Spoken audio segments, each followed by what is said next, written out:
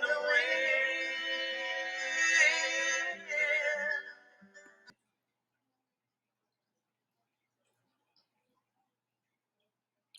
1922, West Dallas, Texas. Cue me. Time's been hard, dust in the wind. Our farm is nothing but dust in the wind. Henry tried all he could, but farming just ain't his forte. Not really sure what his forte would be, since he never graduated high school and he really ain't amount to much since. We were fine when it was just one, babe. But as our family grew, the Depression bit down on Texas like a rabid dog on a bloody bone. All we do crumbles to the ground. I know I've always been the brains of this operation, but I really thought we would have made something of ourselves by now. Having to leave our home, leave everything we knew, ain't something I ever imagined. Now we're stuck, living under our wagon with nothing to our name. Maybe if I married better. Maybe if I hadn't born these 7 children.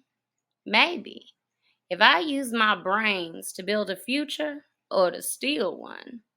Maybe I wouldn't be stuck here watching my old man scrap metal to put food on our table. Sometimes I wonder if I just should give up hope and join those bread lines. No one will remember me, and the only good in my life is them kids.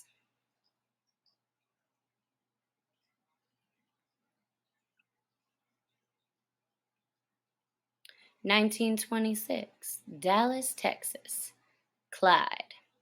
I just can't catch a break. Navy said I wasn't good enough. Can't help it if I was as sick as a kid. What does that matter? I've got that stupid USN tattoo on my left arm to remind me every day that I'll never be what society wants me to be. I've always tried to bust a gut, but ain't got me nowhere.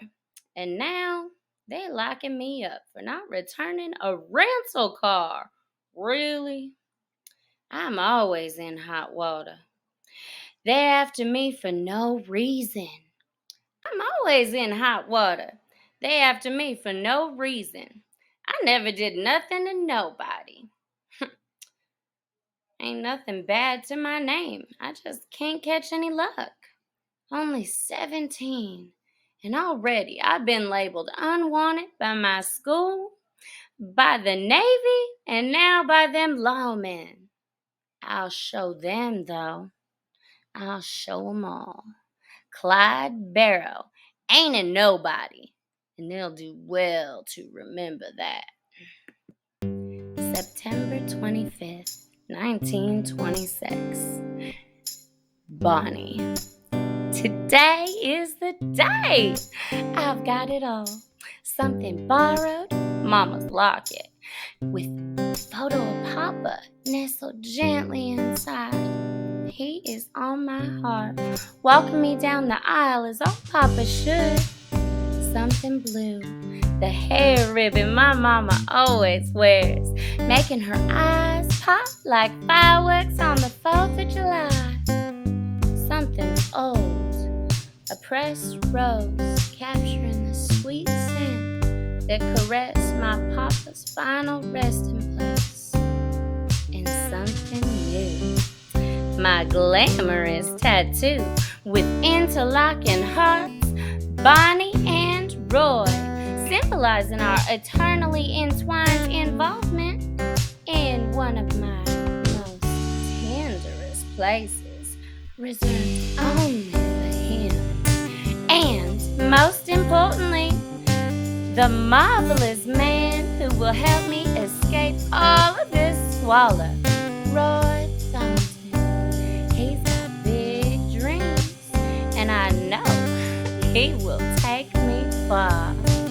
From the first moment I heard, "Hey Lulu, you are prettier than a picture," I knew that he was the one for me. I don't care that they say that I'm too young, Their incredulous minds can't comprehend a love like ours. And Mama was married well before 15. I can't wait forever on something I know is right. I don't care that they all think that I'm better off without him. What was Romeo without his fair Juliet? He can have my lips and the sin that they have took. And most of all, I don't care that I have won awards or spoken for politicians or could be the most famous writer of my time. They are nothing compared to the esteemed embrace of his tender soul. He is my one true love. Cue me.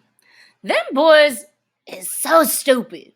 Who gets arrested for stealing a truckload of turkeys? The phrase is bring home the bacon, not turkey. I knowed Buck was headed down the wrong path, but now my sweet Clyde, too? I got ants in my pants and I ain't got no ways to save my baby boys. I've got a stake in their success, as they's my only future. I'm done with all this foolishness. If this is the life they choose to live, then I'm game. I'm gonna make it the best life they can have. Mama C's got a plan, and these boys are gonna go down in history.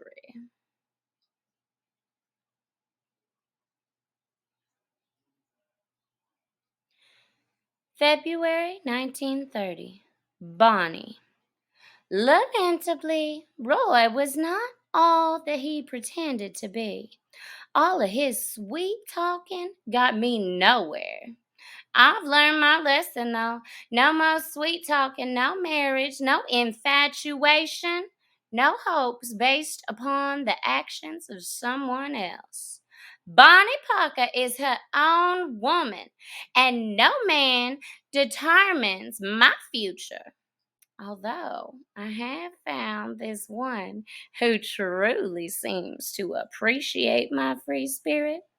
He is a kindred soul and aspires to build a future based upon freedom, passion, travel, and excitement. I will never have another day filled with monotony or be stuck in this one wagon town.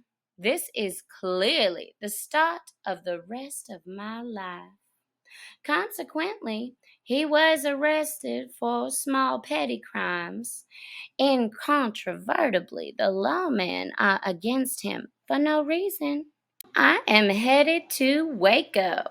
I've got a gun gently nestled on the strap of my inner thigh. Once I sneak it to him, I'm sure that he can escape, and we will begin living our dream life. Oh, to live a life with the exploits around every corner. At last, my life has begun. 1932. Eastham Prison Farm, Clyde.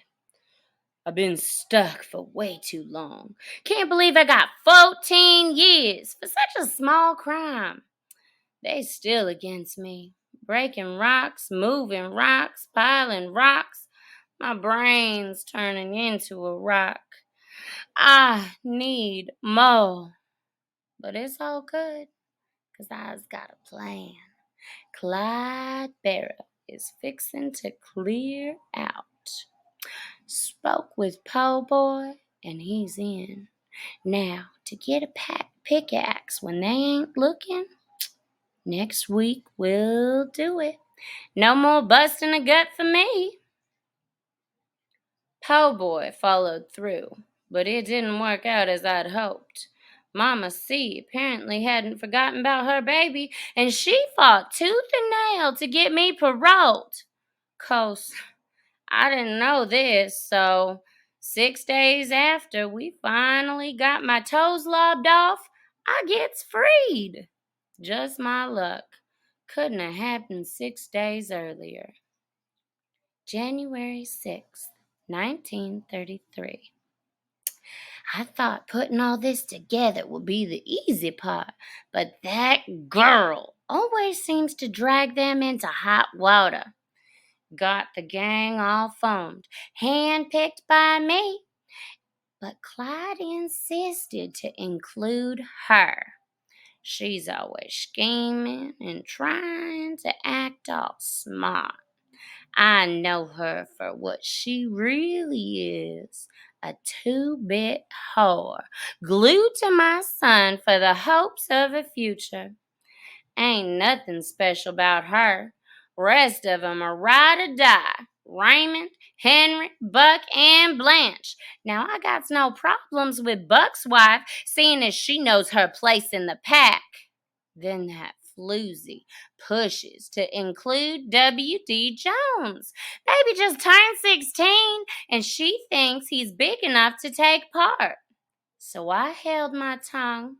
Let Clyde think he's running the show. Let him include his little woman. Christmas. They had a shootout with the sheriff. He's done died from wounds, and they's hot on the trail of my sweet boys. I know it's 'cause they brought that baby boy, 'cause that charlatans left witnesses who'd seen her plain as day. Now there's a Texas Ranger trying to stake out how to take down them boys. I know they gunning for my kids, yet all I can do is try to steer them on an easier, safer route. But I'm sure Clyde will still take her ideas over mine. Clearly, he ain't the brains leading his thinking at this time. Here's the image of Frank Hammer, the Texas Ranger, who organized the 6-man posse that will finally kill Bonnie and Clyde. This is part 1. Please stay tuned if you would like to hear the rest of the story. Thank you. Bye.